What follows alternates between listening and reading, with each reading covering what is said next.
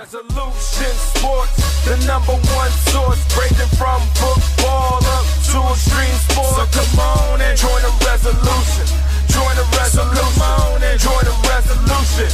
Join the resolution. Resolution Sports, the #1 source, ranging from football up to extreme sports. So come on and join the resolution. Join the resolution. So come on and join the resolution.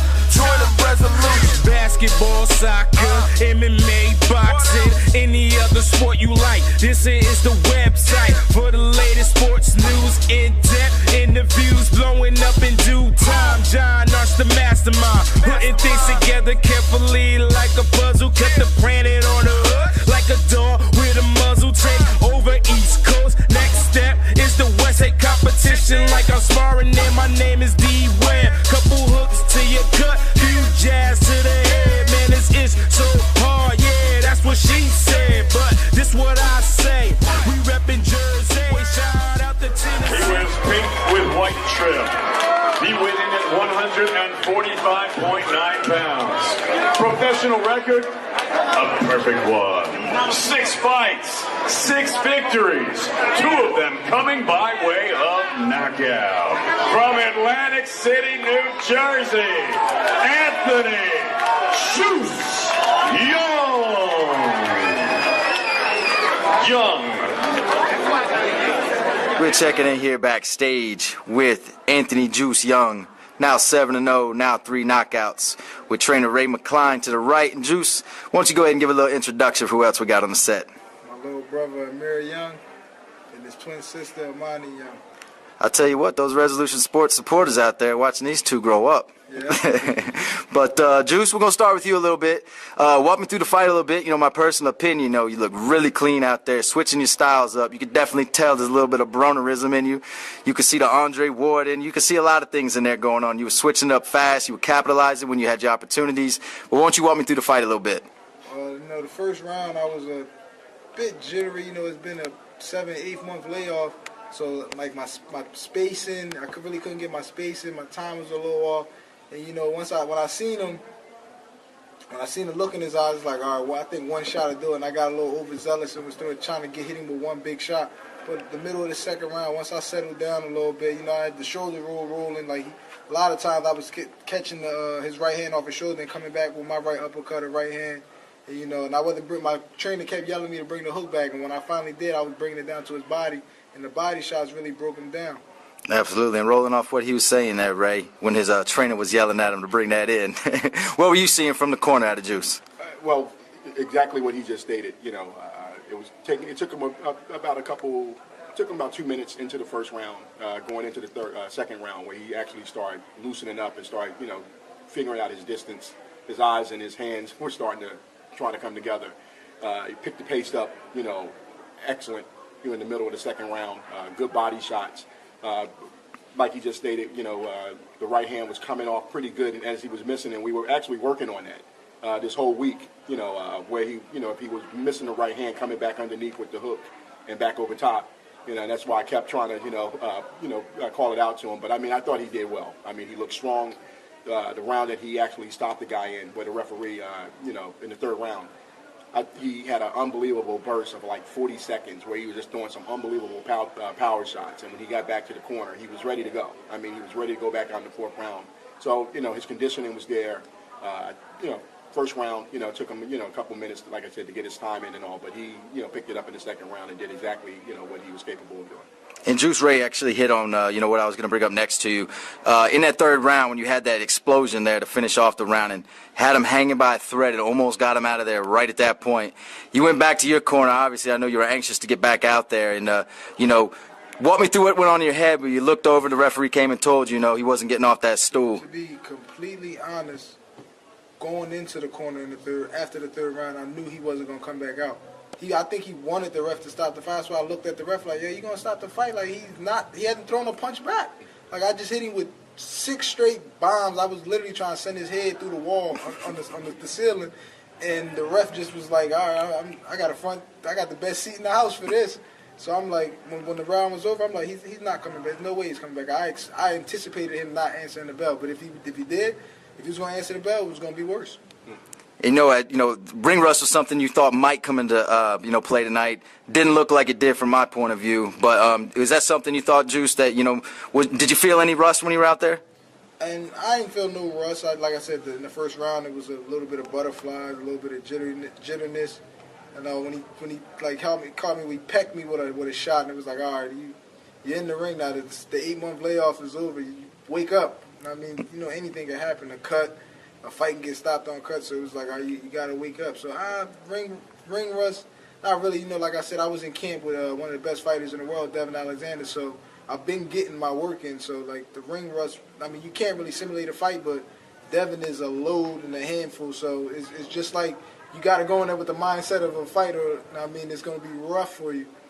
No question. And Ray, over the past 7 months, since the ESPN card, when Juice picked up his last victory, what are some of the things that you've seen as far as the evolution of Juice, as a fighter?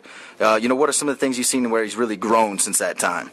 It's a good question. He's actually starting to become he's becoming more patient, and actually he's starting to settle into who he is as a fighter. And I say that in this here aspect, that he's really starting to understand what his gifts are. He's a great body puncher. He has great hand speed, great coordination, and he has good instincts. And he's actually starting to put those things together. And me and Juice was actually talking about this downstairs, is that people forget that he's still a young fighter, and because he has so much potential that people see him as a finished product, and he's actually still being developed. And he's actually starting to, grow. So that 7 months that he hasn't been in the ring, he's been in the gym training. We've been preparing for a couple fights. We had probably 3 fights fall through, and then he was in camp, for a couple months. So I mean, he's been, learning.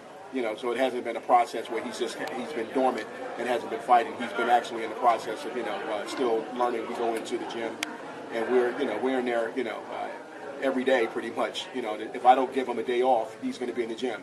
So we're constantly learning. Absolutely. And Juice, 2 of the things that I really appreciate, regarding you as a fighter is that a lot of boxers, I think, they go in the gym, they do their work, they leave. Boxing doesn't really mean a whole lot to them outside of that.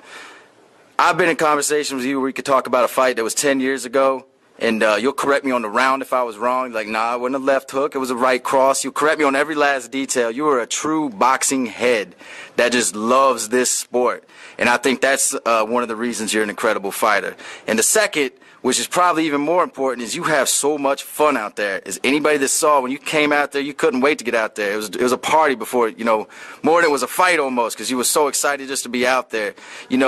With you being a true historian of the sport, someone that truly enjoys the sport, is really out there having a good time. How do you think those 2 things have, made you elevate your level as a fighter? I think it elevated me a lot. Like I can go back and tell you Andre Ward's 4th pro fight. Like, I mean, I watched fights. I watched the Floyd when he fought Emmanuel Augustus. Like, I will go back and watch fights like it's a movie. Like, if I can't find nothing on TV to watch, I'll go on YouTube and just watch fights for the whole night. Like, I think that's why I pick up so much and I learn so much. Like, I just continually want to learn. Like, I know it's so much more that I can learn. Like, I didn't have a illustrious amateur background with 200, 300, 100 amateur fights. I feel as though I'm behind in the game. Like, I pick up on things so quick, but at the same time, I just continuously want to learn. I feel like I haven't reached my potential. I feel like the sky's the limit as far as my potential. I feel like there's so many more things I can do better. And a lot of people be like, well, yo, you good? And I'm like, man, I'm still learning. Like, I look up to dudes like Andre Ward. Like, he's arguably the best fighter in the world. The best fighter in the world. And the way he approaches things is like he just continuously wants to learn. Like, nothing that he's satisfied with as far as his skill. Like, he's not like, oh, I got this down pat. No, he just continuously wants to learn. And then you get guys like Adrian Bruner, who allows me to be around his camp and just seeing how he trains and the hunger that he has. Like, he's 23. He's younger than me. He's 23, getting ready to be 24 years old. And he's a millionaire, but that's not stopping him. Like, why stop now? Like, I mean, so those are the things that just drive me and motivate me. Like, Devin Alexander's another one. And being around those type of trainers and seeing how they push their fighters.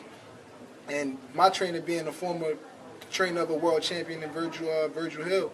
I mean, he drives me, and he knows what it takes. So, like, I just constantly want to learn. Like, everything that that Ray tells me, my trainer tells me, I know he knows what he's talking about because he's been there. He's been to Germany. He's been in 50,000 arenas, 50,000 seat arenas with these fighters in hostile environments. So everything he tells me, I just continuously want to learn. I mean, sometimes I might like not want to hear it, but at the end of the day, I know he's not telling me anything that's going to hurt me. So I just always want to learn. You could definitely hear that hunger, hear that drive. That's in you, Juice. And as anyone saw, this fight out there tonight, definitely sees you have that skill.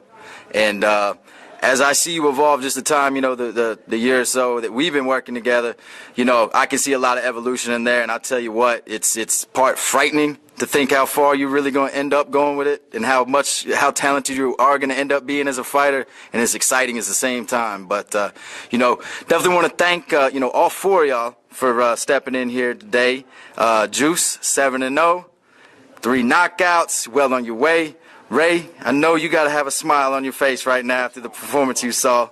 But like I said, I just want to thank all of y'all for stepping in and sharing a few minutes with us. I want to give a big shout out to Resolution Sports. I want to give a shout out to my whole crew, the Juice crew. A lot of them couldn't be here. We scattered around the country doing their own, adventures and endeavors in life. But I want to shout out Juice crew. I want to shout out Atlantic City, Pleasantville, my hometown. I love the support. Y'all always behind me. I want to give a big shout out to my brother Andre Ward, my big brother Andre Ward. I want to give a shout out to the whole band camp and Adrian Bruner. I want to give a shout out to Kev Cunningham and Devin Alexander for allowing me to be a part of their camp.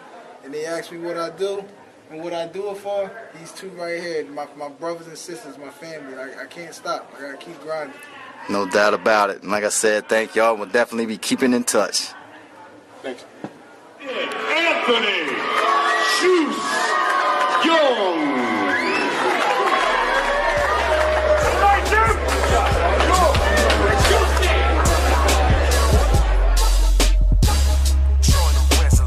And we going straight to the top. Yeah. We taking it so, baby.